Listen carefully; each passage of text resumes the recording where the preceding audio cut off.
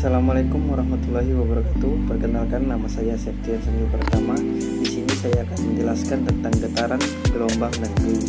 Yang pertama, getaran. Getaran adalah gerak bolak-balik suatu benda pada suatu lintasan yang memiliki satu posisi kesetimbangan. Jika gerak ini berlangsung secara periodik atau berulang secara beraturan, maka gerak ini dikenal juga sebagai gerak harmonik sederhana atau GHS. Suatu gerak disebut GHS jika percepatan benda tersebut berbanding lurus dan arahnya berlawanan dengan simpangan. Besaran dalam GHS terbagi menjadi tiga.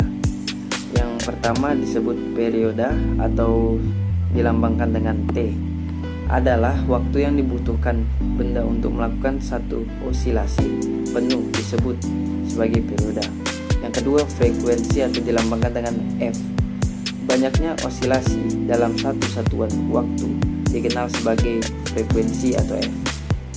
Yang ketiga, amplitudo atau A. Simpangan maksimum dari suatu kesetimbangan disebut sebagai amplitudo atau A. Getaran yang merambat, sebagai contohnya pada gambar tersebut, yaitu satu kali berosilasi, tali dapat merambat energi yang dihasilkan menjadi sebuah getaran yang merambat. Getaran yang merambat ini biasanya dikenal sebagai gelombang.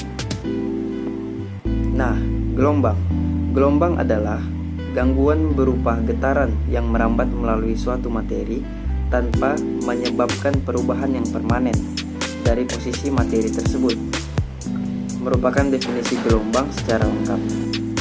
Materi yang menjadi tempat merambatnya getaran disebut sebagai medium.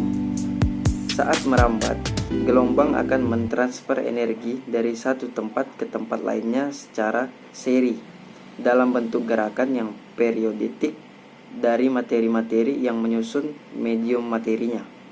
Gerakan materi-materi medium terjadi secara berkelompok saat membentuk gelombang.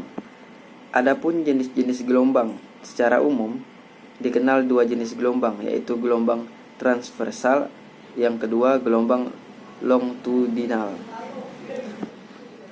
Pada gelombang transversal, partikel medium bergerak tegak lurus terhadap arah rambatnya. Yang kedua, pada gelombang longitudinal, partikel medium bergerak secara paralel terhadap arah rambatnya, atau dapat terjadi pada medium padat, cair maupun gas. Gelombang transversal hanya terjadi pada medium padat, karena partikel medium harus dapat menarik partikel di belakangnya untuk merambat. Sedangkan gelombang longitudinal dapat terjadi di semua medium, karena partikel medium hanya perlu melakukan dorongan terhadap partikel di depan atau di belakangnya. Adapun besaran-besaran dalam gelombang terbagi menjadi 5. Yang pertama, amplitudo atau dilambangkan dengan A, yaitu simpangan maksimum yang dicapai suatu partikel dari titik kesetimbangannya atau M. Yang kedua, panjang gelombang.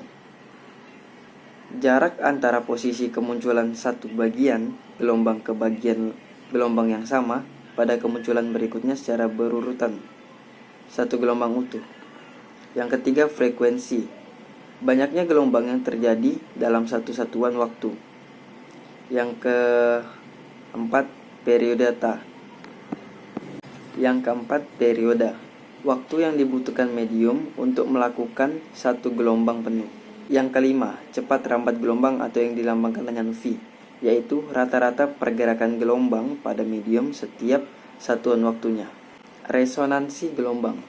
Resonansi gelombang terjadi jika frekuensi alami suatu osilator atau benda yang menimbulkan terjadinya osilasi diganggu oleh osilator dari luar dengan frekuensi yang sama, sehingga sistem akan berisolasi dengan suatu amplitudo yang jauh lebih besar. Contohnya bermain alarm jeram.